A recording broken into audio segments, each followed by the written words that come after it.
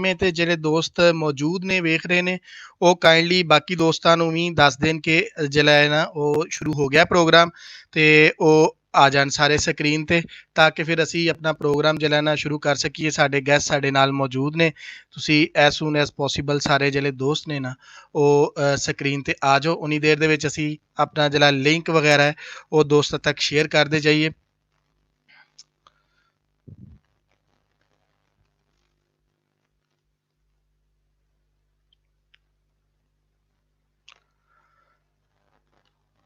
जी सब दोस्त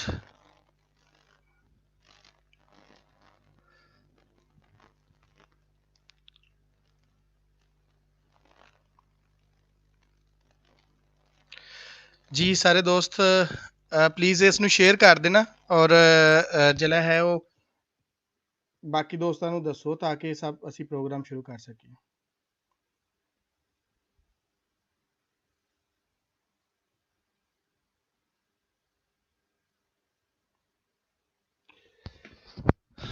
जी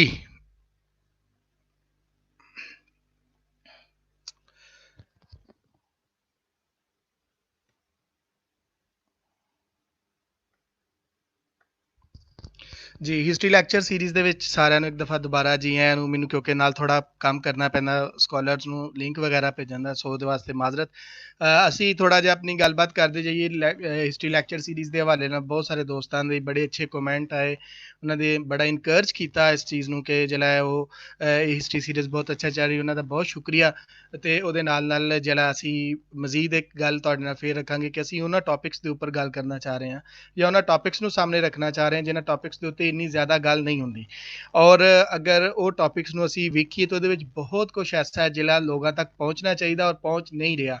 ਦੂਸਰੀ ਅਸੀਂ ਇੱਕ ਗੱਲ ਹੋਰ ਇਸ ਦੇ ਵਿੱਚ ਰੱਖੀ ਸੀ ਕਿ ਅਸੀਂ ਇਹਨੂੰ ਕਿਉਂਕਿ ਆਪਣੀ ਮਦਰ ਟੰਗ ਵਿੱਚ ਕਰਨੇ ਆ, ਪੰਜਾਬੀ 'ਚ ਕਰਨੇ ਆ। ਔਰ ਸਾਡੇ ਬਹੁਤ ਸਾਰੇ ਸਕਾਲਰ ਜਿਹੜੇ ਦੁਨੀਆ ਦੀ ਬਿਹਤਰੀਨ ਯੂਨੀਵਰਸਿਟੀਜ਼ ਦੇ ਵਿੱਚ ਪੜ੍ਹ ਰਹੇ ਨੇ, ਪੜ੍ਹਾ ਰਹੇ ਨੇ, ਰਿਸਰਚ ਕਰ ਰਹੇ ਨੇ ਔਰ ਡਿਫਰੈਂਟ ਸ਼ੋਬਿਆਂ ਦੇ ਵਿੱਚ ਕੰਮ ਕਰ ਰਹੇ ਨੇ।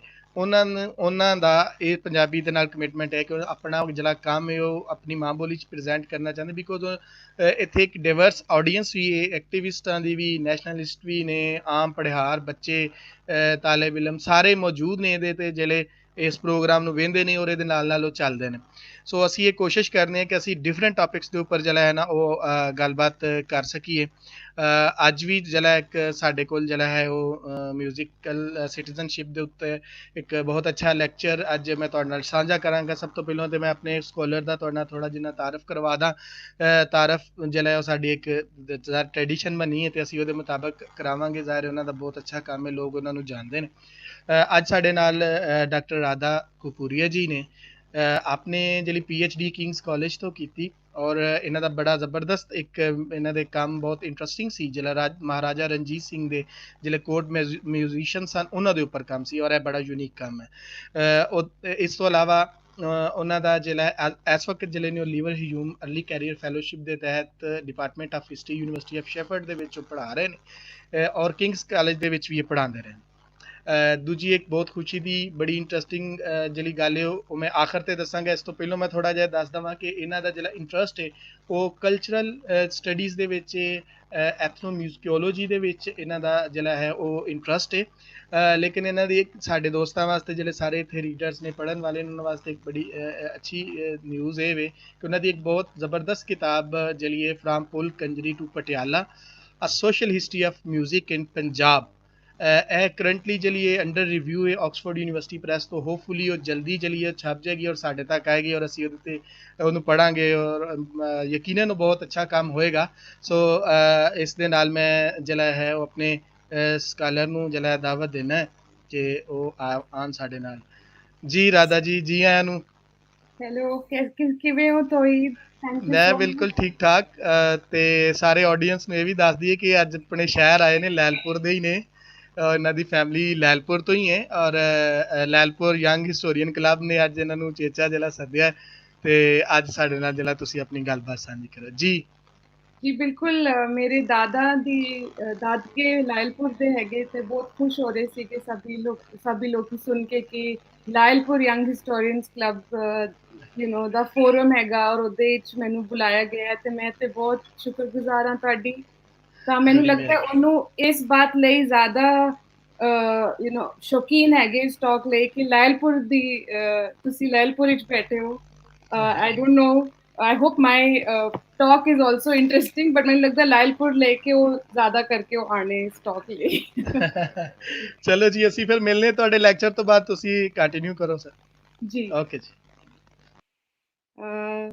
ਤਾਂ ਮੈਂ ਸ਼ੁਰੂ ਕਰਦੀ ਹਾਂ। ਸਭ ਤੋਂ ਪਹਿਲਾਂ ਤਾਂ ਮੈਂ ਇਹ ਦੱਸਣਾ ਚਾਹੁੰਦੀ ਹਾਂ ਕਿ ਮੇਰੀ ਪੰਜਾਬੀ ਥੋੜੀ ਮਾੜੀ ਮੁੱਟੀ ਹੈਗੀ, ਇੰਨੀ ਚੰਗੀ ਵੀ ਨਹੀਂ। ਤਾਂ ਤੁਸੀਂ ਪਲੀਜ਼ ਮੈਨੂੰ ਮਾਫ ਕਰ ਦਿਓ। ਕਦੀ ਕਦੀ ਮੈਂ ਇੰਗਲਿਸ਼ ਜਾਂ ਹਿੰਦੀ ਉਰਦੂ ਦੇ ਥੋੜੇ ਲਫ਼ਜ਼ ਯੂਜ਼ ਕਰਾਂਗੀ ਵਿੱਚ ਵਿੱਚ। ਤਾਂ ਇਹ ਇੱਕ ਗੱਲ ਬੋਲ ਕੇ ਮੈਂ ਸ਼ੁਰੂ ਕਰਦੀ ਹਾਂ।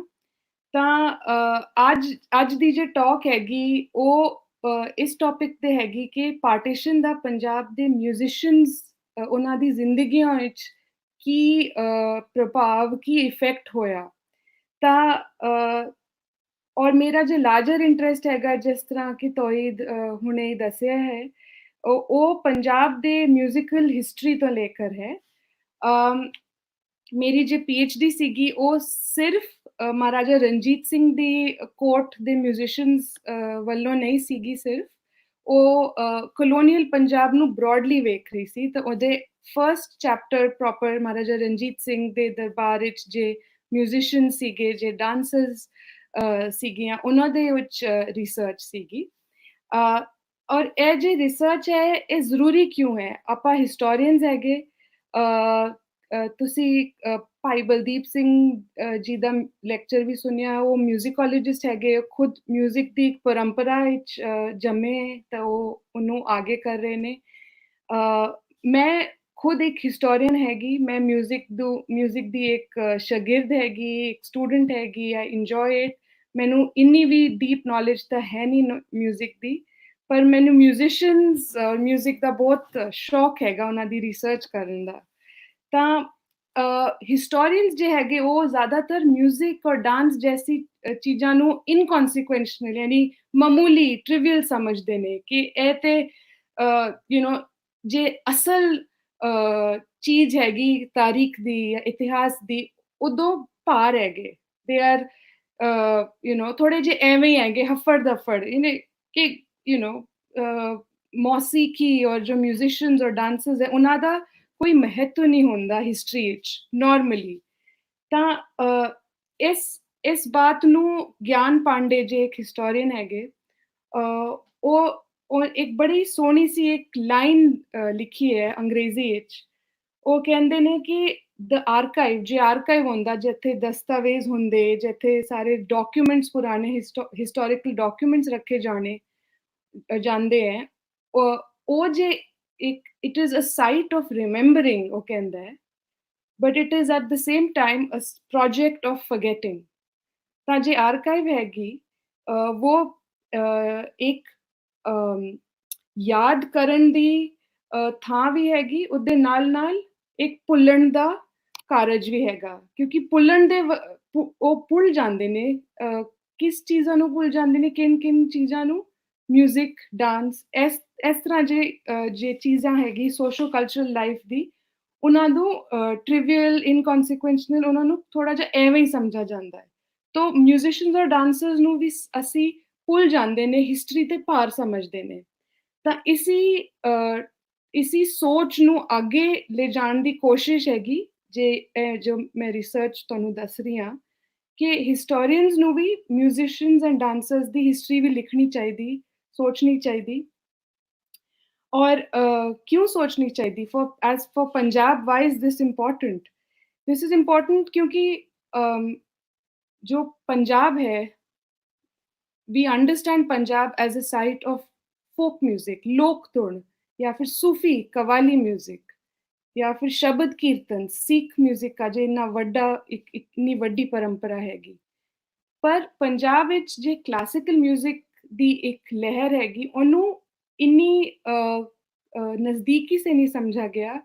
क्लासिकल म्यूजिक, रागदारी म्यूजिक नू पंजाब तो सेकेंडरी माना गया है कल्चरली। अगर तुसी पूरे साउथ एशिया नू वेखो तो लखनऊ जैसे सेंटर्स होंदे ने, ओनू समझा जाता है कि जी लखनऊ वड्डा मरकज़ है, या कलकत्ते जैसा शहर, या there's ਬੰਬਈ ਹੈਗਾ ਵੈਸਟ ਇੰਡੀਆ ਵਿੱਚ।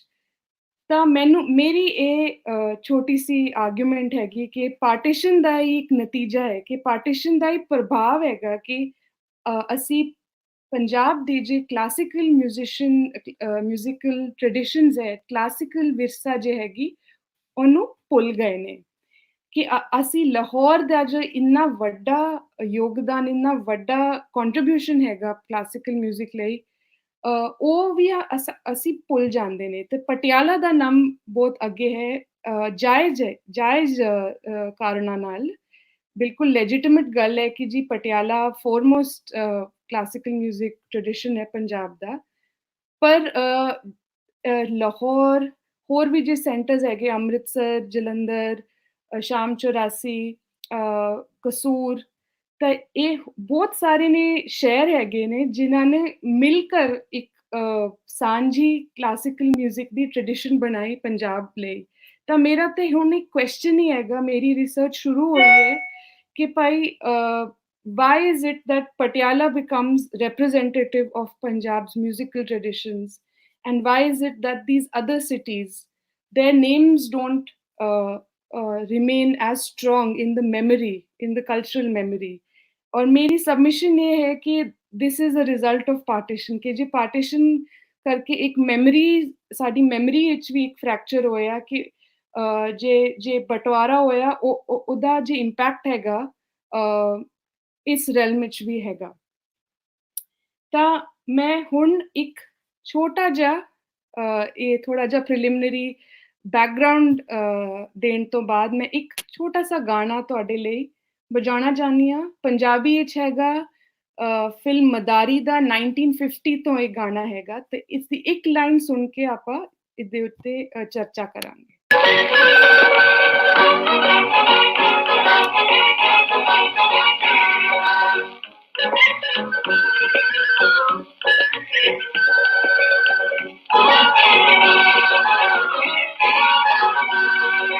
कल जड़े संदखपति अज पल्ले कोई नहीं थेला, कल जड़े संदखपति अज पल्ले कोई नहीं थेला, विच किताबां लिखिया दुनिया 4 दिना दा मेला, विच किताबां लिखिया दुनिया 4 दिना दा मेला। मैं कोई झूठ बोलिया, मैं कोई कुफर तोलिया, बस फिर जफियां पालो, आजादी दे गुन गालो।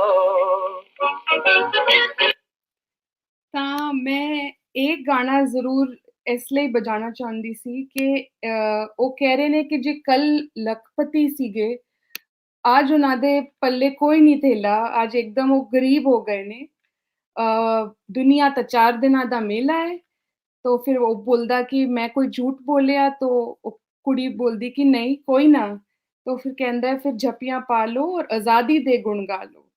ਤਾਂ ਇੱਕ ਇਸ 4 ਲਾਈਨਾਂ ਵਿੱਚ ਜੇ ਅਜ਼ੀਜ਼ ਕਸ਼ਮੀਰੀ ਲਿਰਿਸਿਸਟ ਸੀਗੇ, ਉਹਨਾਂ ਨੇ ਲਿਖੀ ਹੈ।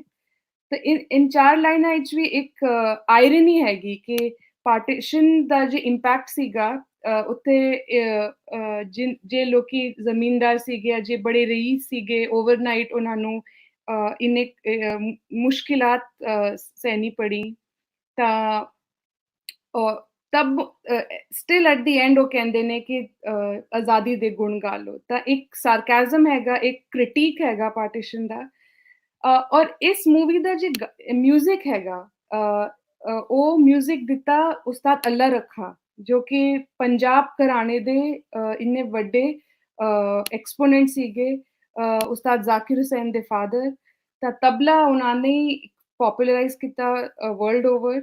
ਤਾਂ ਉਸਤਾਦ ਅੱਲਾ ਰੱਖਾ ਦੀ ਫੈਮਿਲੀ ਲੰਡਨ ਵਿੱਚ ਵੀ ਰਹਿੰਦੇ, ਉਹਨਾਂ ਦੀ ਜੇ ਧੀ ਹੈਗੀ, ਤਾਂ ਉਹਨਾਂ ਦੇ ਜੇ ਬੇਟੇ ਹੈਗੇ ਉਹ ਰਹਿੰਦੇ ਨੇ Bombay and across the world. ਤਾਂ ਉਹਨਾਂ ਦੀ ਕਾਪੀ ਗੁੰਮ ਹੋ ਗਈ ਸੀਗੀ ਇਸ ਫਿਲਮ ਦੇ ਸਾਊਂਡ ਟਰੈਕ ਸੀਗੀ, ਸੌਰੀ ਇਸ ਫਿਲਮ ਦੀ ਸਾਊਂਡ ਟਰੈਕ ਦੀ ਕਾਪੀ ਜਲ ਗਈ ਸੀਗੀ ਬੰਬਈ ਦੇ ਆਰਕਾਈਵ ਵਿੱਚ, ਜੇ ਫਿਲਮ ਆਰਕਾਈਵ ਸੀਗੇ। ਪਾਕਿਸਤਾਨ ਵਿੱਚ ਵੀ ਲੱਭਣ ਦੀ ਕੋਸ਼ਿਸ਼ ਕੀਤੀ ਤਾਂ ਨਹੀਂ ਮਿਲੀ ਕਾਪੀ। ਤਾਂ ਜੇ ਇੱਕ ਓਨਲੀ ਸਰਵਾਈਵਿੰਗ ਕਾਪੀ ਜਾਂ ਉਹਨੂੰ ਮਿਲੀ ਤਾਂ ਲੰਡਨ ਵਿੱਚ ਮਿਲੀ, ਸਾਊਥ ਹਾਲ ਵਿੱਚ। ਫਿਰਦੌਸ ਅਲੀ ਸਾਹਿਬ ਜੇ ਇੱਕ ਫਾਰਸੀ ਦੇ ਬੜੇ ਅਜ਼ੀਮ ਸਕਾਲਰ ਸੀਗੇ ਜੇ ਲੰਡਨ ਵਿੱਚ ਰਹਿੰਦੇ ਸੀ, ਹੀ ਵਾਸ ਕਸ਼ਮੀਰੀ। ਤਾਂ ਉਹ ਜੇ ਸੀਗੇ, he found this last surviving sound track and gave it to Alla Rakha's family in London. ਔਰ ਫਿਰ ਉਹ ਫੈਮਿਲੀ ਉਹਨਾਂ ਨੂੰ ਬੰਬੇ ਵਿੱਚ ਟ੍ਰਾਂਸਫਰ ਕੀਤਾ ਉਹ ਸਾਊਂਡ ਟਰੈਕ। ਤਾਂ this is a good example of how music moves across borders, and something like music is, because it is intangible and in the moment कि वो ਜਦੋਂ ਤੁਸੀਂ perform ਕਰ ਰਹੇ ਹੋ ਜਾਂ ਸੁਣ ਰਹੇ ਹੋ ਉਹਦੇ ਬਾਅਦ ਉਹ ਖਤਮ ਹੈ, ਕਿਸੇ ਮੋਨੂਮੈਂਟ ਵਰਗੀ ਨਹੀਂ ਕਿ ਇੱਕਦਮ ਸੋਲਿਡ, ਕਿ ਉਹਨੂੰ ਤੁਸੀਂ ਇੱਕ ਫਾਰਮ ਦੇ ਸਕਦੇ ਹੋ in a very solid way। ਤਾਂ ਉਹਦੀ ਇੱਕ ਯੂਨੀਕਨੈਸ ਹੋ ਜਾਂਦੀ ਫਿਰ music the, which is what makes it so it appeals people to use it for cross border connection। ਤਾਂ ਮੈਂ ਜਿਸ ਕਨਸੈਪਟ ਨੂੰ ਅੱਜ ਡਿਸਕਸ ਕਰ ਰਹੀ ਹਾਂ ਉਹਦਾ ਨਾਮ ਹੈਗਾ musical citizenship.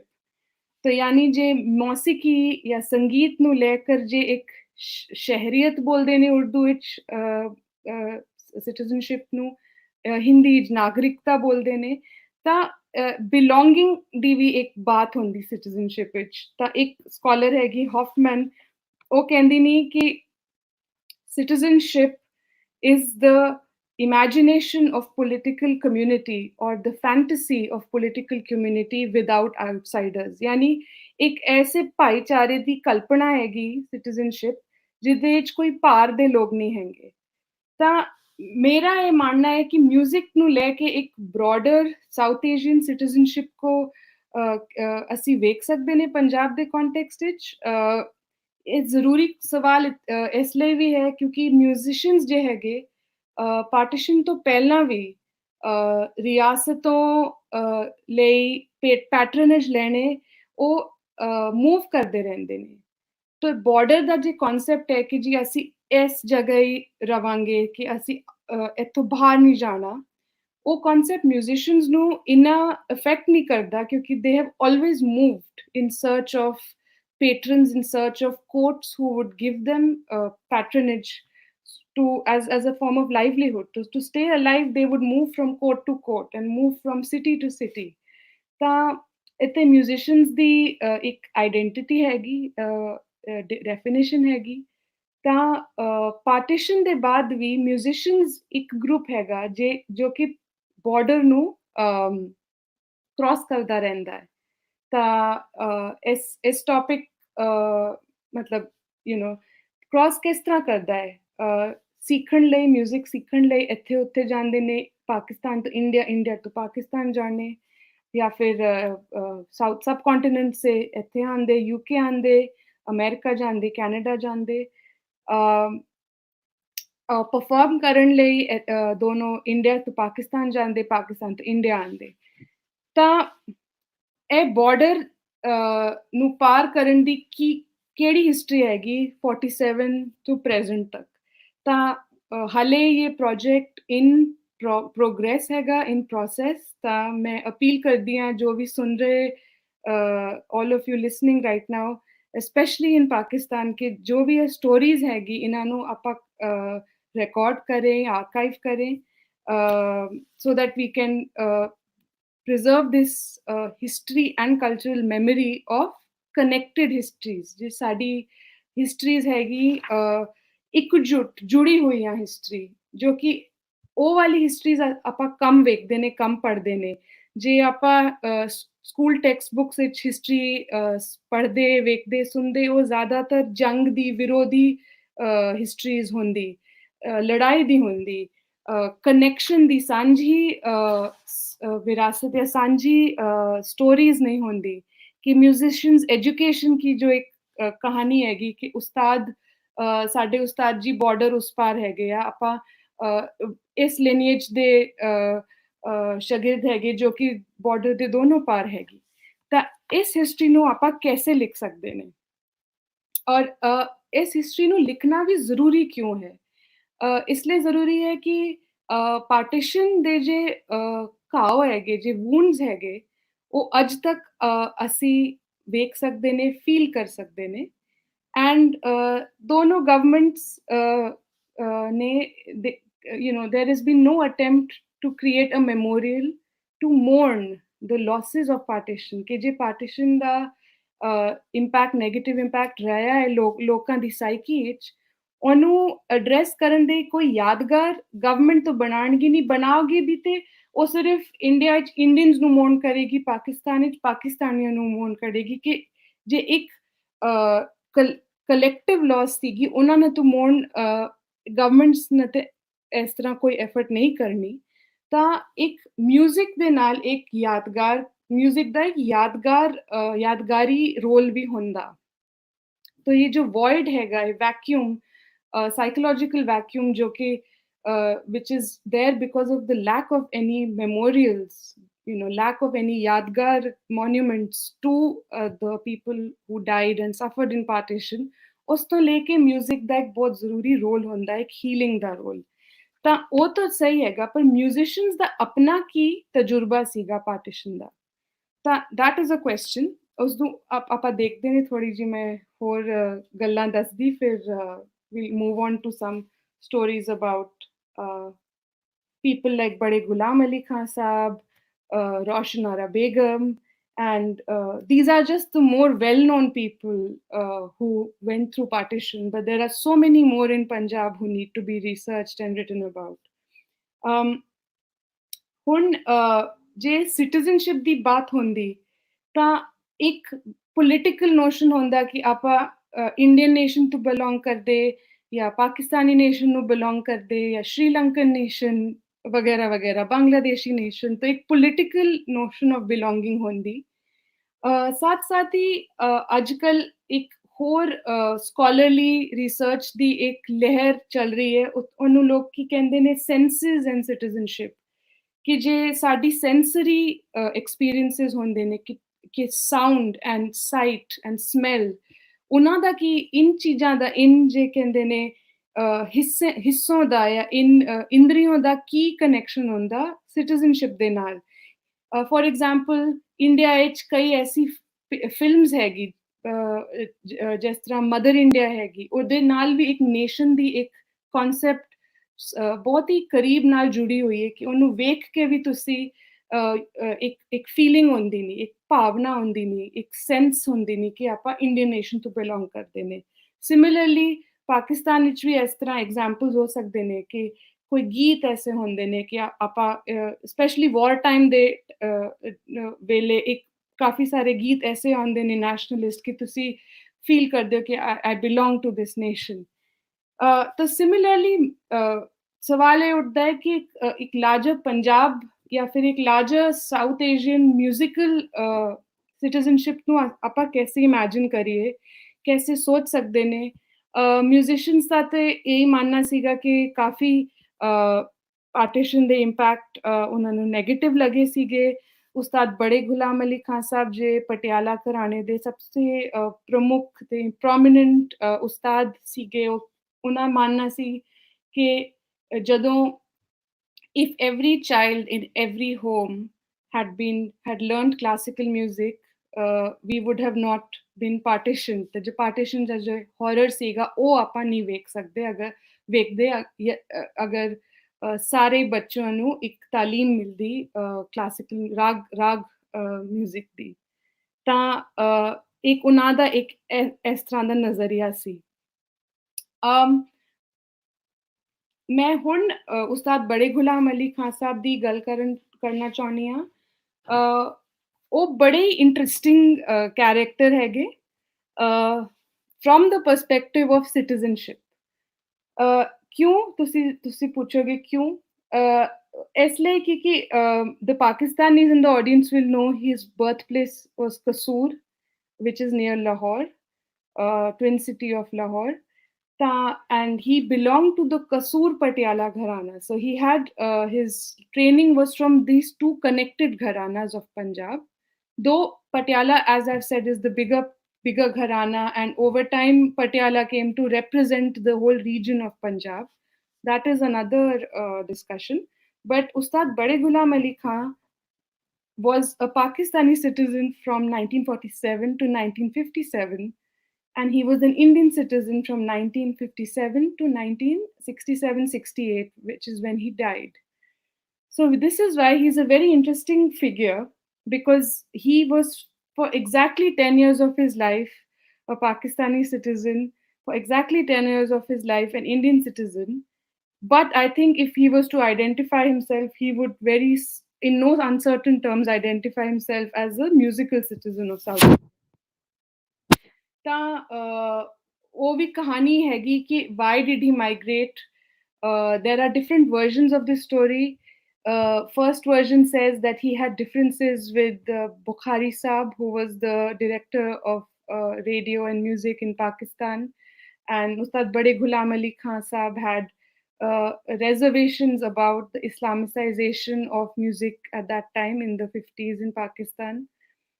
The second reason that many people like to put forward is that, the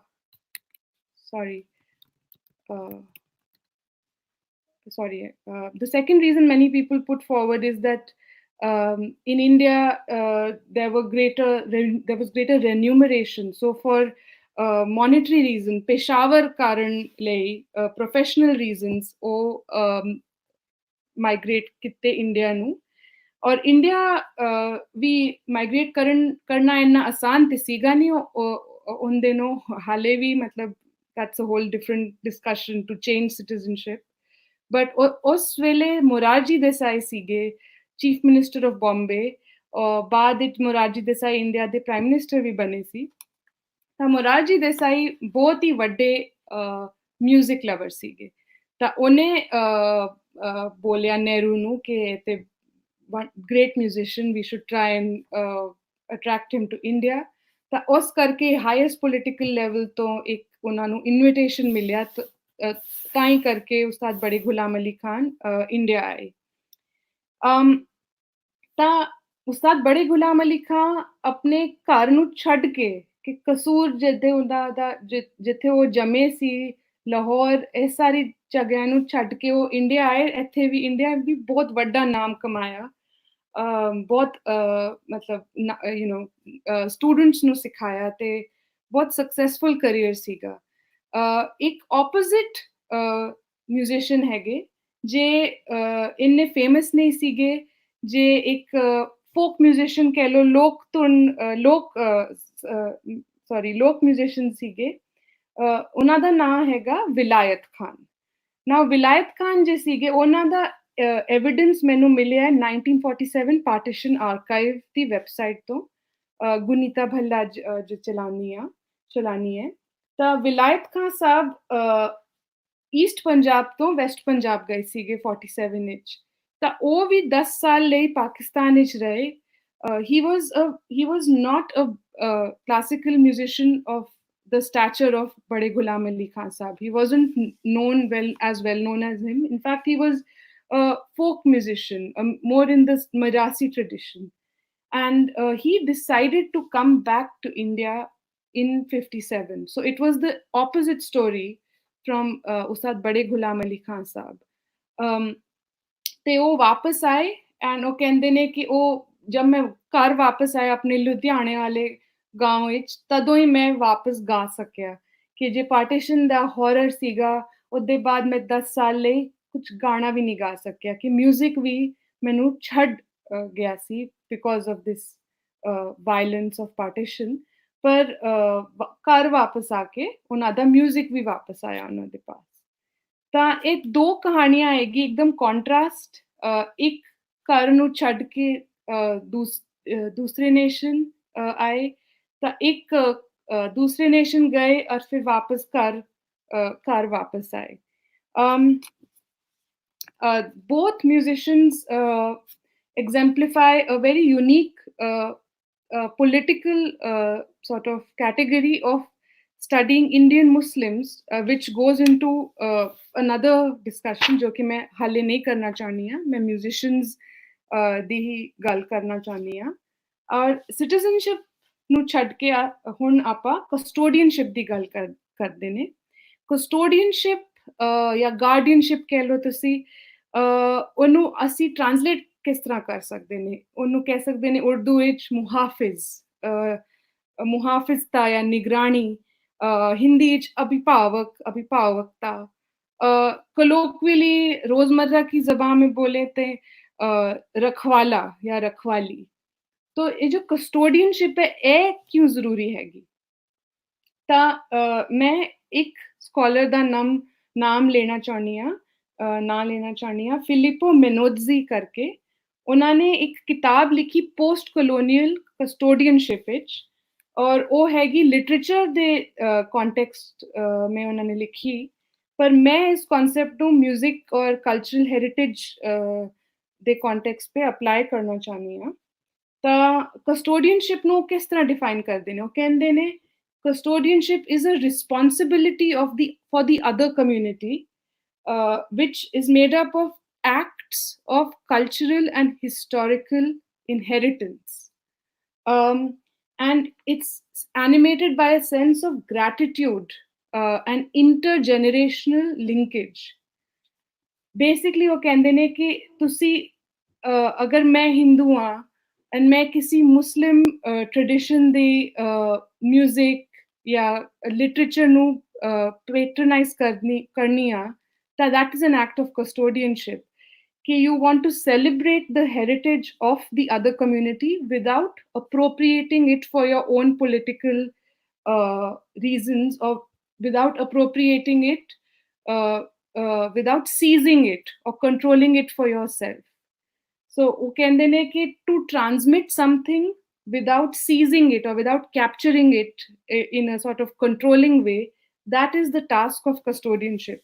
And custodianship इसलिए करके ज़रूरी हो जाता in the context of music because India which, Pakistan which music lovers हैगे जो कि एक दूजे नू एक दूजी कंट्रीज तो म्यूजिशियंस नू बुलांदे रहंदे ने, इनवाइट करदे रहंदे ने. So that becomes an act of custodianship for musical heritage of both the nations.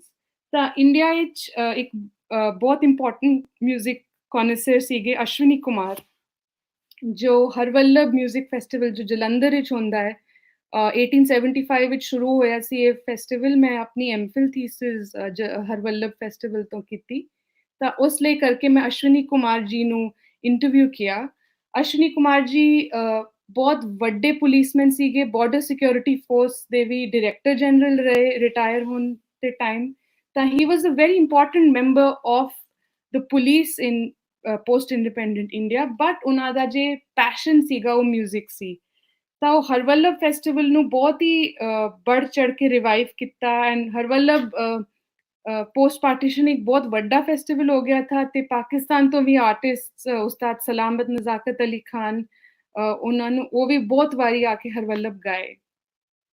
ਤਾਂ ਇੱਕ ਇੰਟਰਵਿਊ ਵਿੱਚ ਅਸ਼ਵਨੀ ਕੁਮਾਰ ਸਾਹਿਬ ਮੈਨੂੰ ਦੱਸਿਆ ਕਿ ਕਿਸ ਤਰ੍ਹਾਂ ਉਹ ਰੋਸ਼ਨਾਰਾ ਬੇਗਮ ਨੂੰ ਕਨਵਿੰਸ ਕੀਤਾ ਕਿ ਤੁਸੀਂ ਪਲੀਜ਼ ਆ ਕੇ ਹਰਵੱਲਭ ਗਾਓ. ਰੋਸ਼ਨਾਰਾ Begum after partition had settled in a small town in Punjab, in Gujarat, in West Punjab, called Lala Musa. She was married to a police constable, and she was very reclusive. तो partition ਤੋਂ ਬਾਅਦ ਉਹਨਾਂ ਦੇ ਜੇ fan ਸੀਗੇ ਬਹੁਤ ਮਿੰਨਤਾਂ ਕਰ ਉਹਨਾਂ ਨੂੰ ਬੋਲਦੇ ਸੀਗੇ ਕਿ ਪਲੀਜ਼ ਤੁਸੀਂ ਆ ਕੇ ਬੰਬੇ ਗਾਓ, ਤੁਸੀਂ ਆ ਕੇ ਇੱਥੇ ਪਲੀਜ਼ ਸਾਡੀ ਮਹਿਫਿਲ ਨੂੰ ਸਜਾਓ. ਤੇ ਉਹ ਬਿਲਕੁਲ ਨਹੀਂ ਜਾਣੀ ਸੀ. ਤਾਂ ਉਹਨਾਂ ਦੇ ਹਸਬੈਂਡ ਨੂੰ ਅਸ਼ਵਨੀ ਕੁਮਾਰ ਜਾਣਦੇ ਸੀ, both were policemen, and Kumar Saab knew Roshanara ji's husband from the pre-partition sort of colonial police force, and that is how he managed to convince her to come to Harwallabh. And because Kumar Saab was such a big figure in the police, this is sometime in the 60s, he managed to because the border in Jalandhar is not far from Amritsar where the border is, and he managed to bring Roshanara Begum to Jalandhar, and without the kind of long months and months of applying for visas as we know today if you have to go from Pakistan to India or India to Pakistan. So this is an act of custodianship. In Pakistan, Raza Kazim साहब हैं लाहौर में, जो कि जिन्होंने पाकिस्तान की पहली unique musical instrument को invent किया है, that is known as the Sagar Veena. Raza Kazim साहब Sanjan Nagar institute of performing arts भी चलाने लाहौर विच बहुत ही अमेजिंग पर्सनालिटी हैगे एक फिल्म हैगी ख्याल दर्पण डॉक्यूमेंट्री हैगी दिल्ली दे बहुत ही जाने माने respected film maker Yousuf Saeed दी हैगी ਤੇ ਜਬ ਯੂਸਫ ਗਏ ਸੀਗੇ ਲਾਹੌਰ ਆਪਣੇ ਪ੍ਰੋਜੈਕਟ ਲਈ ਫਿਲਮ ਬਣਾਉਣੇ ਤੇ ਉਹਦੇ ਉਸ ਵੇਲੇ ਉਹ ਰਜ਼ਾ ਕਾਜ਼ਮ ਦੀ ਬਹੁਤ ਚੰਗੀ ਇੰਟਰਵਿਊਜ਼ ਲਿੱਤੀ ਤੇ ਰਜ਼ਾ ਕਾਜ਼ਮ ਵੀ ਦੱਸ ਰਹੇ ਸੀਗੇ ਕਿ ਪਾਰਟੀਸ਼ਨ ਤੋਂ ਦੇ ਟਾਈਮ ਉਹ ਲਖਨਊ ਤੋਂ ਪਾਕਿਸਤਾਨ ਆਏ ਤਾਂ one of the main things he protected and brought in the aeroplane because he was from an sort of more elite background. The things he brought were the gramophones and RPM records of all these musicians, Kannan Bala and all these Omkar Nath Thakur, all these great musicians of the 20s and 30s in India, in undivided India. ਤਾਂ ਰਜ਼ਾ ਕਾਜ਼ਮ ਸਾਹਿਬ ਵੀ musical festivals organize ਕਰਦੇ ਨੇ in Lahore, where people from India, musicians from India are regularly invited. So this becomes an act of consciously protecting and continuing the heritage of community that is seen as the other by the sort of mainstream communalized view of South Asia. ਹੁਣ मैं ये जे custodianship ਦੀ ਗੱਲ ਹੈ it's not limited to music of course Kartarpur corridor इस साल खुलिया है तो it gives us an example of how so many shrines, Sikh shrines in Pakistan have been protected by Muslim people in Pakistan.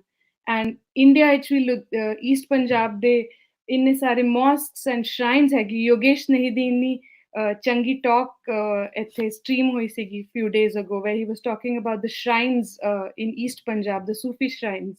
And similarly, there are mosques in East Punjab which have very few people. There are hardly any Muslims to go and pray there, but the Sikh elders have fought to keep some of these mosques still alive and not let them be demolished by fundamentalists.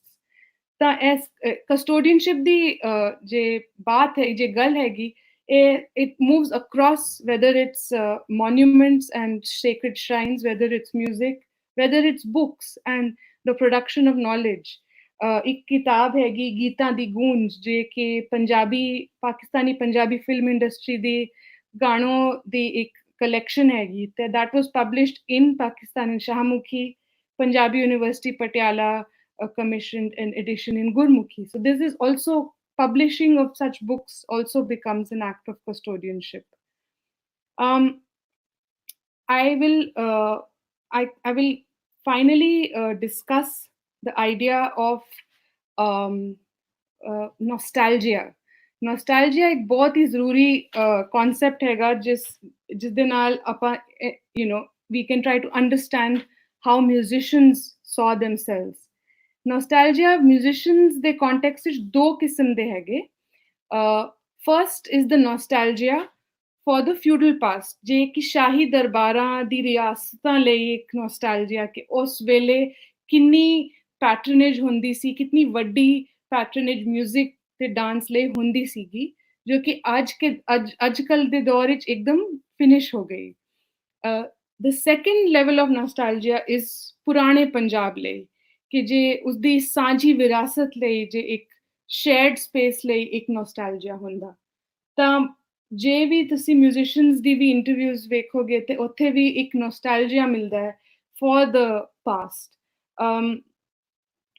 ਜੇ madam Noor Jehan ਮਲਿਕਾ ਮੌਸੀਕੀ of Pakistan and one of Punjab's most important female singers ਉਹਨਾਂ ਦੀ ਵੀ ਇੱਕ interview ਹੋਈ ਸੀਗੀ 1983 ਵਿੱਚ ਜਦੋਂ ਉਹ ਇੰਡੀਆ ਪਹਿਲੀ ਵਾਰ ਆਈ ਸੀਗੀ ਆਫਟਰ ਪਾਰਟੀਸ਼ਨ ਤਾਂ ਇੰਟਰਵਿਊ ਉਰਦੂ ਵਿੱਚ ਦਿਲੀਪ ਕੁਮਾਰ ਸਾਹਿਬ the great Indian actor was doing the interview and sorry my screen keeps going to sleep so I think that you can't see me but because I can't see you so I apologize for that ਤਾਂ madam Noor ਜਹਾਨ ਉਸ interview ਵਿੱਚ partition ਨੂੰ ਯਾਦ ਕਰ ਰਹੀ ਸੀਗੀ and वो कह रही थी कि कैसा नफसा नफसी का आलम था, अपना बसाया हुआ घर छोड़ के तो कोई नहीं जाना चाहता, अ, मेरे मियाँ गए तो मैं भी चली गई।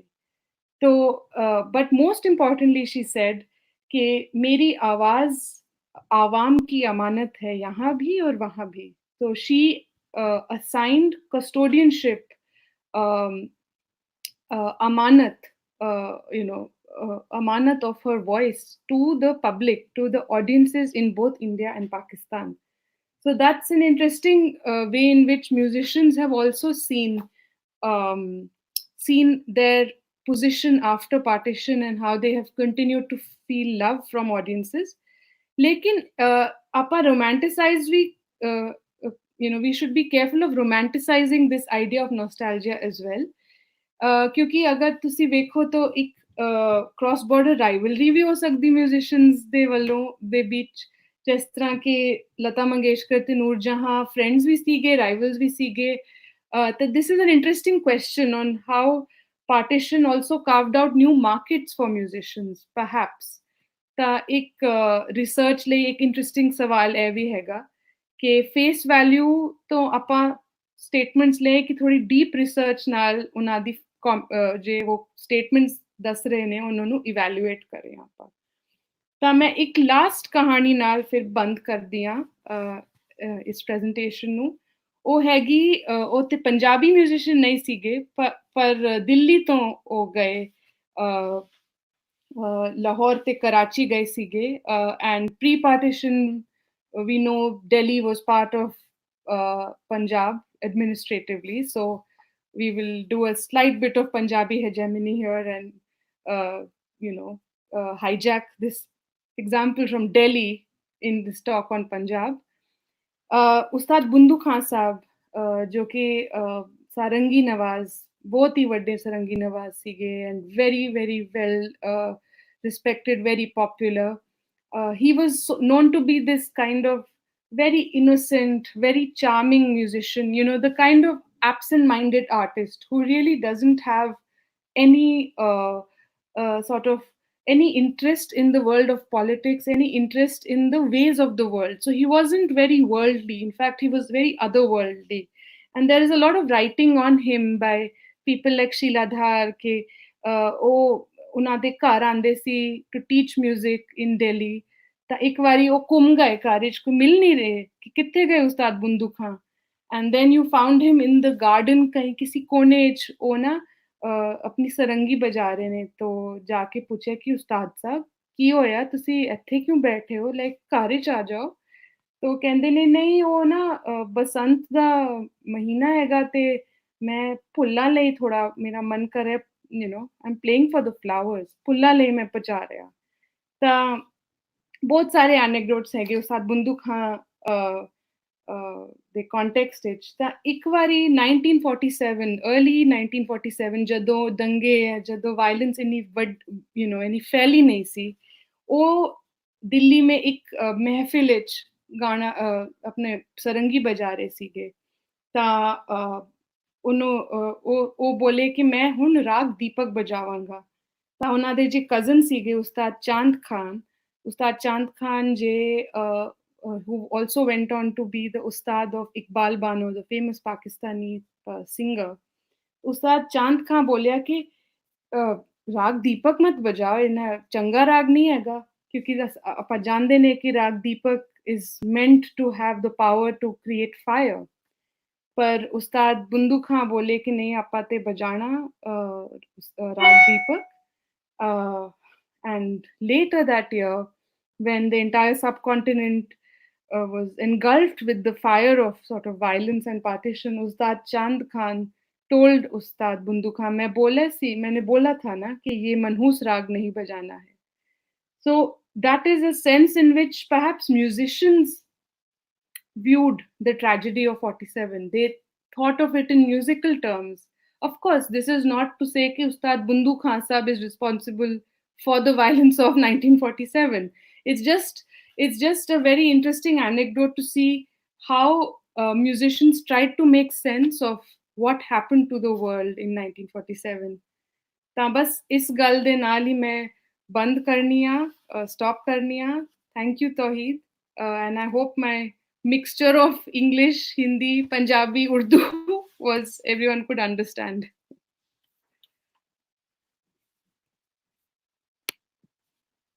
अच्छा, मैं ਤੁਹਾਨੂੰ ਸੁਣ ਨਹੀਂ ਸਕਦੀ, sorry.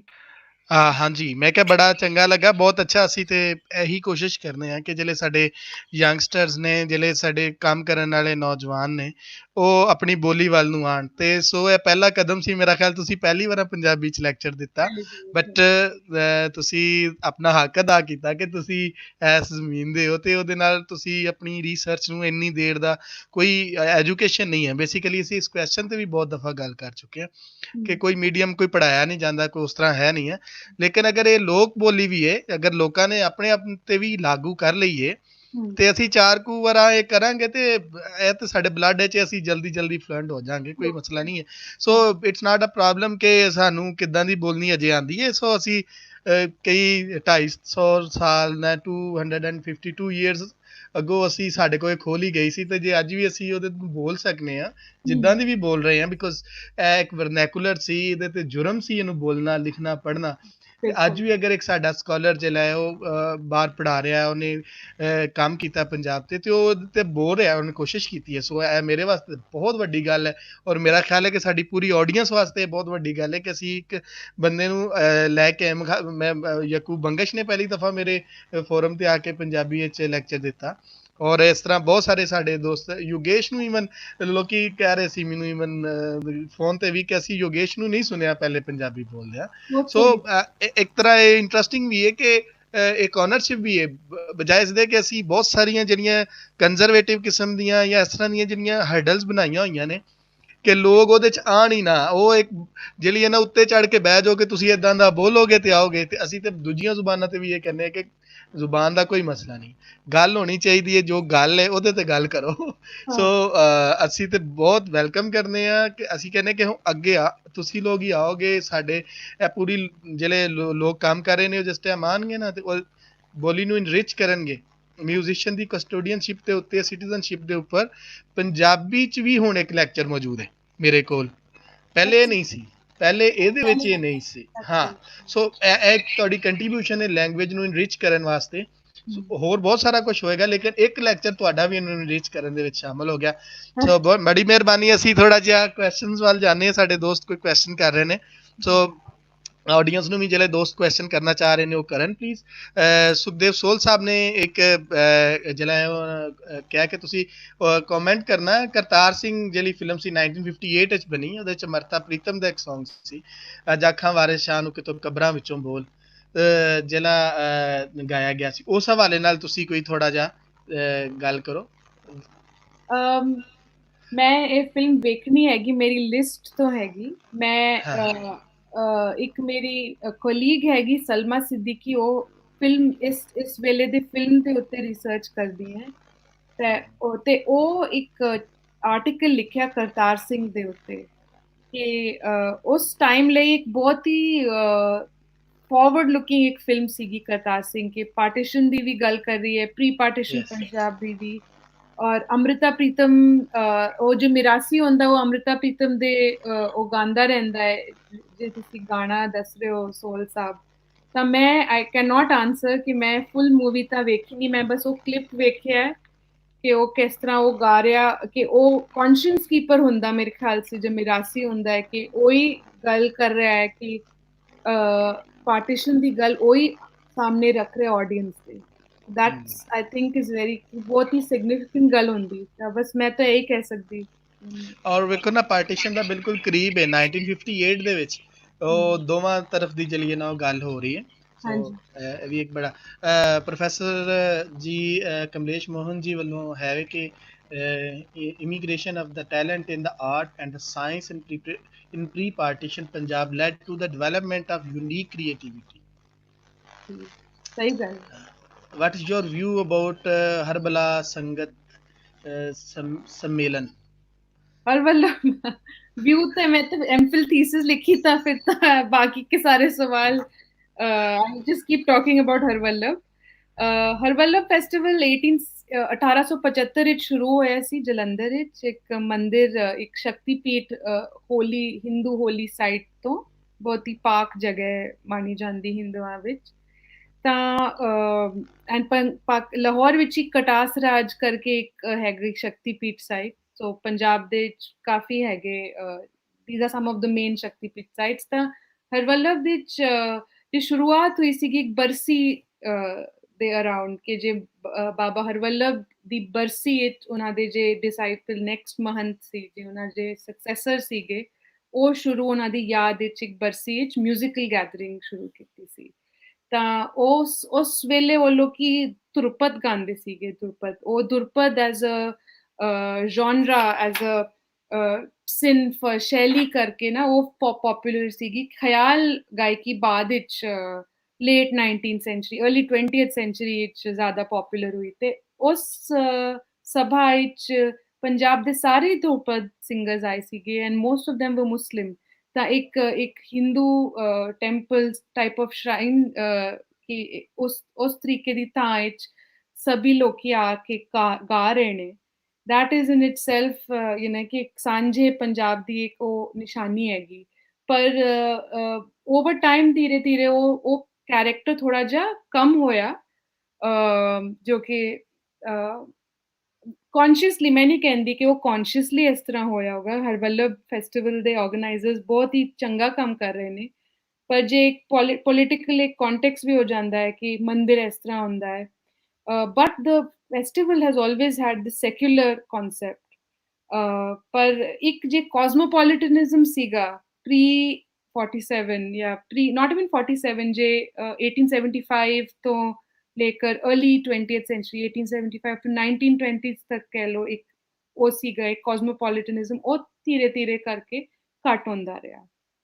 ਤਾਂ ਪਾਰਟੀਸ਼ਨ ਦੇ ਜੇ ਰੂਟਸ ਹੈਗੇ ਉਹ ਥੋੜੇ ਜਿਹੇ ਪਿੱਛੋਂ ਆਪਾਂ ਵੇਖ ਸਕਦੇ ਨੇ। ਇੱਥੇ ਰਾਧਾ ਜੀ ਇੱਕ ਕੁਐਸਚਨ ਹੈ ਕਿ ਮੀਨਾ ਸ਼ਰੂਈ ਸਾਹਿਬਾ ਜਿਹੜੀਆਂ ਲੀਵ ਕੀਤਾ ਇੰਡੀਆ ਤੇ ਪਾਕਿਸਤਾਨ ਆ ਕੇ ਸੈਟਲ ਹੋਈਆਂ, and she was known as a Lara Lappa girl. ਕੀ ਕਾਰਨ ਸਨ ਉਹਨਾਂ ਦੇ ਆਉਣ ਦੇ? ਕੋਈ she was known as a what girl, sorry? ਲਾਰਾ ਲੱਪਾ ਗਰਲ। ਲਾਰਾ ਲੱਪਾ। मैं तो जान, thank you so much for this information, मेरे को नहीं पता है। I know, I have heard of Meena Shorey, very actress I think, but मेरे को ज्यादा नहीं मालूम, आई एम वेरी सॉरी। अच्छा, ਉਹਨਾਂ ਦੀ ਸਟੋਰੀ ਬੇਸਿਕਲੀ ਉਹਨਾਂ ਪੁੱਛੀ ਕਿ ਇੱਧਰ ਕਿਉਂ ਸੈਟਲ ਹੋਏ, ਅਗਰ ਨਹੀਂ ਤੇ ਫਿਰ ਅਸੀਂ ਅੱਗੇ ਚੱਲਦੇ। Thank you for the question, I can find. ਸੋ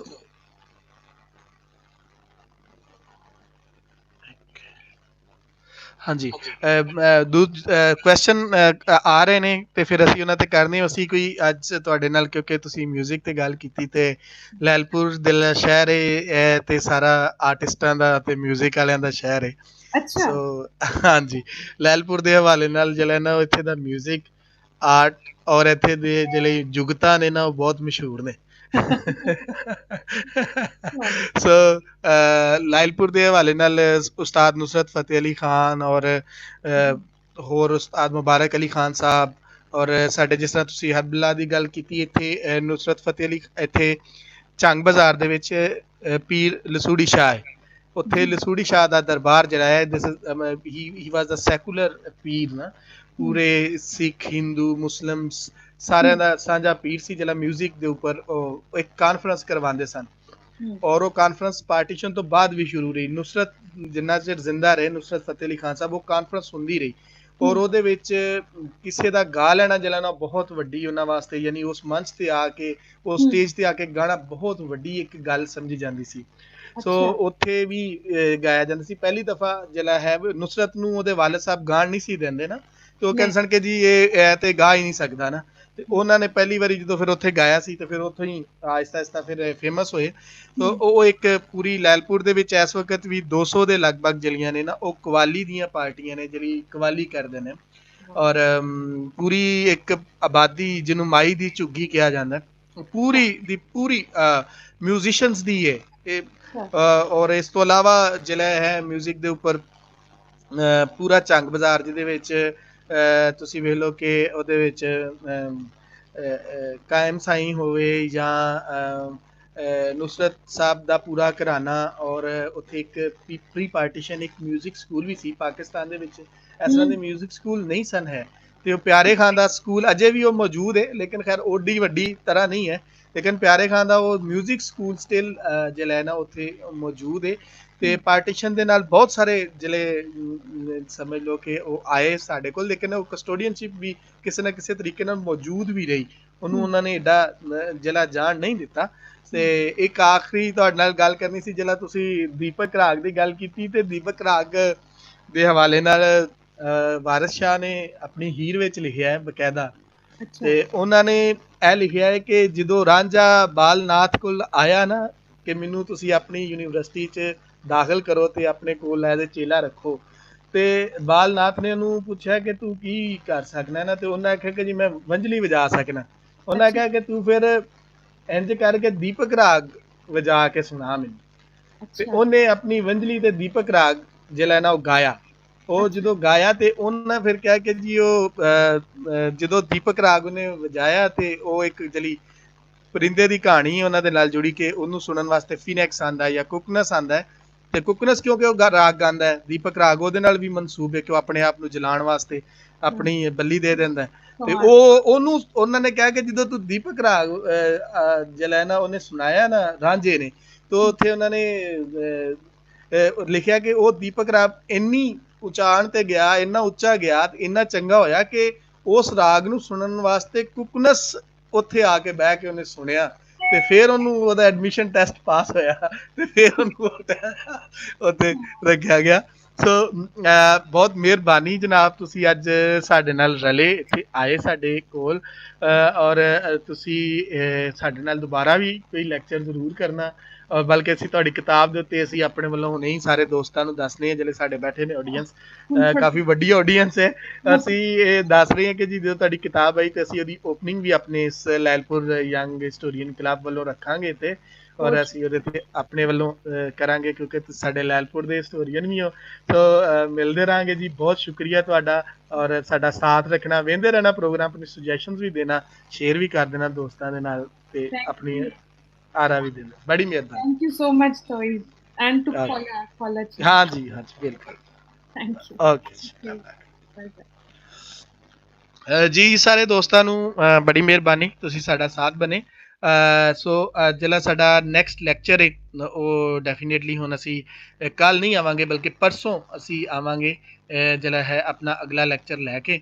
ਸੋ ਤੁਸੀਂ ਸਾਡੇ ਨਾਲ ਰਹਿਣਾ, ਆਪਣੀ ਸੁਜੈਸ਼ਨ ਕੁਐਸਚਨ ਲਾਜ਼ਮੀ ਲਿਖ ਦੇਣਾ, ਸਾਡੇ ਸਕਾਲਰ ਤੁਹਾਡੇ ਕੁਐਸਚਨਸ ਪੜ੍ਹ ਲੈਣਗੇ, ਸਾਡੇ ਨਾਲ ਉਹ ਤੁਹਾਡੀ ਕੰਟਰੀਬਿਊਸ਼ਨ ਵੀ ਹੁੰਦੀ ਹੈ ਕਿਉਂਕਿ ਉਹਨੂੰ ਵੇਖ ਵੀ ਲੈਂਦੇ ਨੇ, ਔਰ ਜਿਹਦਾ ਉਹ ਜਵਾਬ ਆਨਸਰ ਕਰਨਾ ਚਾਹਣਗੇ ਉਹ ਵੀ ਕਰ ਦੇਣਗੇ, ਔਰ ਤੁਸੀਂ ਵੀ ਨਾਲ ਜਿਹੜਾ ਹੈ ਨਾ ਉਹਨਾਂ ਨੂੰ ਦੱਸਣਾ ਜੋ ਵੀ ਤੁਹਾਡੇ ਕੋਲ ਮੌਜੂਦ ਹੋਵੇ। ਸੋ ਇਹ ਇੱਕ ਫੋਰਮ ਅਸੀਂ ਬਣਾਇਆ ਸੀ, ਡਿਵੈਲਪ ਕੀਤਾ ਕਿ ਜਿੱਥੇ ਸਾਡੇ ਯੰਗ ਸਕਾਲਰਸ ਆਉਣ, ਜਿੱਥੇ ਸਾਡੇ ਸੀਨੀਅਰ ਸਕਾਲਰਸ ਹੋਣ, ਜਿੱਥੇ ਸਾਡੇ ਸਟੂਡੈਂਟਸ ਹੋਣ, ਜਿੱਥੇ ਸਾਡੇ ਐਕਟੀਵਿਸਟ ਹੋਣ ਜਿਹੜੇ ਆਪਣੇ ਤੌਰ ਤੇ ਪੰਜਾਬੀ ਪੜ੍ਹੇ ਉਹ ਮੌਜੂਦ ਹੋਣ, ਔਰ ਸਾਡੀ ਜਿਹੜੀ ਵਰਨੈਕੂਲਰ ਨਾਲ ਜੁੜੀ ਹੋਈ ਰਸਮ ਹੈ ਉਹ ਵੀ, ਔਰ ਉਹ ਲੋਕ ਜਿਹੜੇ ਇੰਡੀਪੈਂਡੈਂਟ ਰਿਸਰਚਰਸ ਨੇ ਔਰ ਉਹ ਉਹਨਾਂ ਦੇ ਕੋਲ ਸੋਰਸਿਸ ਨੇ ਔਰ ਕੰਮ ਕਰ ਰਹੇ ਨੇ, ਔਰ ਉਹਨਾਂ ਦਾ ਆਪਣੀ ਮਾਂ ਬੋਲੀ ਦੇ ਨਾਲ ਵੀ ਵਾਅਦਾ ਹੈ ਥੋੜ੍ਹਾ ਜਿਹਾ ਕਿ ਅਸੀਂ ਇਹਨੂੰ ਵੀ ਇਨਰਿਚ ਕਰਨਾ ਹੈ। ਸੋ ਉਹ ਸਾਰੇ ਦੋਸਤ ਆਪਣੀ ਗੱਲਬਾਤ ਰੱਖਣ, ਸਾਡੇ ਸਕਾਲਰ ਉਹਨੂੰ ਪੜ੍ਹਨਗੇ ਔਰ ਉਹਦੇ ਹਵਾਲੇ ਨਾਲ ਆਨਸਰ ਵੀ ਕਰਨਗੇ, ਔਰ ਤੁਹਾਡੀ ਇਹ ਕੰਟਰੀਬਿਊਸ਼ਨ ਜਿਹੜੀ ਹੈ ਨਾ ਬੜੀ ਅਹਿਮ ਹੈ ਸਾਡੇ ਵਾਸਤੇ ਔਰ ਇਹਨੂੰ ਅੱਗੇ ਵਧਾਉਣ ਵਾਸਤੇ। ਸੋ ਅਸੀਂ ਅਗਲੇ ਲੈਕਚਰ ਤੱਕ ਸਾਰਿਆਂ ਨੂੰ ਰੱਬ ਰਾਖਾ, ਤੇ ਮਿਲਦੇ ਹਾਂ ਅਗਲੇ ਜਿਹੜਾ ਹੈ ਉਹ ਲੈਕਚਰ ਦੇ ਨਾਲ।